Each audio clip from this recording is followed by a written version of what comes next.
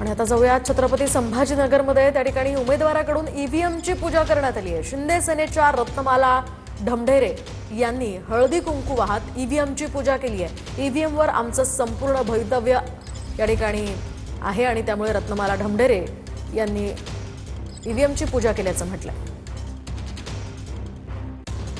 म्हणजे हे मशीन आज माझ्यासाठी माझं मंदिर आहे, भवितव्य आमचं त्याच्यावर अवलंबून आहे म्हणून पूजा केली।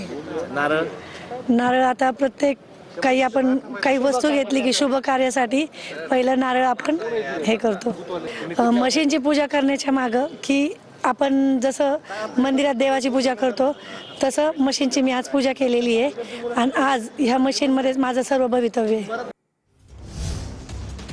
तर आपण पाहतोय जिल्हा परिषद आणि पंचायत समित्यांसाठी आज ही मतदानाची प्रक्रिया पार पडते। त्याआधी या ठिकाणी अशा प्रकारे उमेदवारांकडून आपापल्या भावना व्यक्त केल्या जात आहेत। जिल्हा परिषदेच्या 721 पंचायत समित्यांच्या 1462 जागांसाठी ही मतदानाची प्रक्रिया पार पडते। या सगळ्याचा आढावा घेऊयात आमचे प्रतिनिधी दीपक कापरे यांच्याकडून। दीपक, काय सांगाल, काय अधिकची माहिती आहे?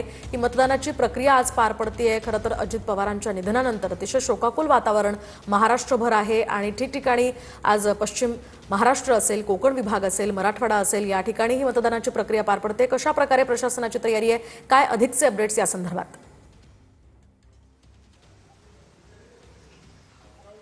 नक्कीच मोहिनी, बारामती तालुक्यामध्ये उपमुख्यमंत्री अजित पवार यांच्या निधनानंतर मोठं दुःखाचं सावट आहे। त्या निधनानंतर खऱ्या अर्थाने पहिल्यांदा जिल्हा परिषद आणि पंचायत समितीचं मतदान प्रक्रिया पार पडत आहेत। खऱ्या अर्थाने आपण बारामतीतील जे पिंपरी मतदान केंद्र आहे याच्या बाहेर आहोत। इथे रोहित पवार तसेच राजेंद्र पवार आणि सुनंदा पवार यांचं देखील मतदान असणार आहे।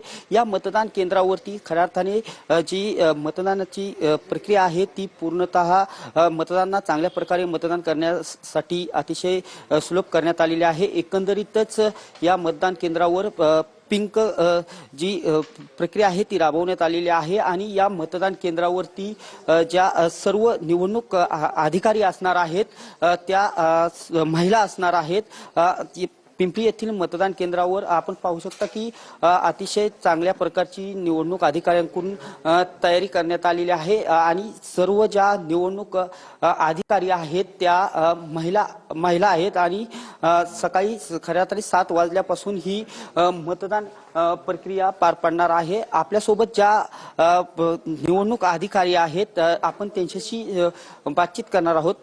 काय आज खऱ्या अर्थाने ही मतदान प्रक्रिया पार पडत आहे, काय नक्की या पिंपरी मतदान केंद्रावरती वेगळेपण करण्यात आले? बारामती नमस्ते, मी Savita Kharatode, SVEEP nodal officer Baramati तालुक्यातील एक पिंपळी या मतदान केंद्रावर आपण पिंक मतदान केंद्र केलेलं आहे। हे मतदान केंद्र पूर्ण मतदान केंद्र महिला चालवतात। या मतदान केंद्रावर एक 8 महिला कर्मचारी, अधिकारी ते कर्मचारी यापासून सर्व महिला हँडल करतात। या मतदान केंद्राची संकल्पना अगदी नक्कीच दीपक, अशा प्रकारे प्रशासनाकडून या ठिकाणी वेगवेगळ्या पद्धतीनं मतदानाची ही प्रक्रिया पार पडली जाते। धन्यवाद दीपक, दिलेल्या या सविस्तर माहितीसाठी।